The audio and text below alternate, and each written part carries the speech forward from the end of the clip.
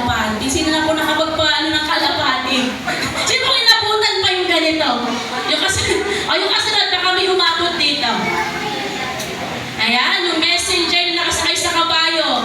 May umabot po ba? Wala pa. Next, Ryan. Next.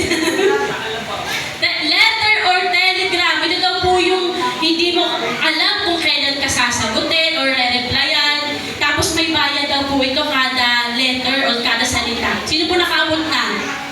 Amen. Meron na!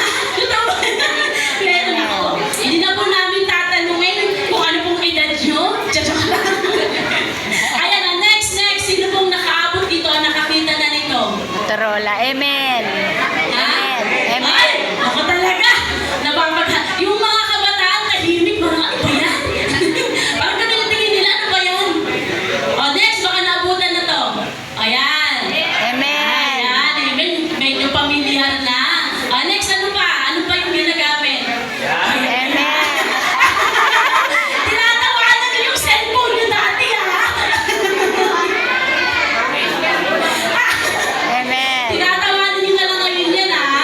Ayun po, no? At saka yung gamit natin ngayon ay smartphone. Ganyan po kabilis, no? Dati, may nakaabot na po yung telegram. Hindi mo alam kung kailan ka i-replyan. Tapos may bayad pa, no? Meron din yung pager. Ayan, telephone at cellular phone. Cellular. At ngayon, ang mga gamit na natin ay mga smartphone. Di ba po? Dati, ang hirap makakonekta sa iba. Kumaga, lalo na kapag may mahal natin sa buhay, malalayo. Grabe, aantayin mo pa kung kailan siya mag-reply. Di ba?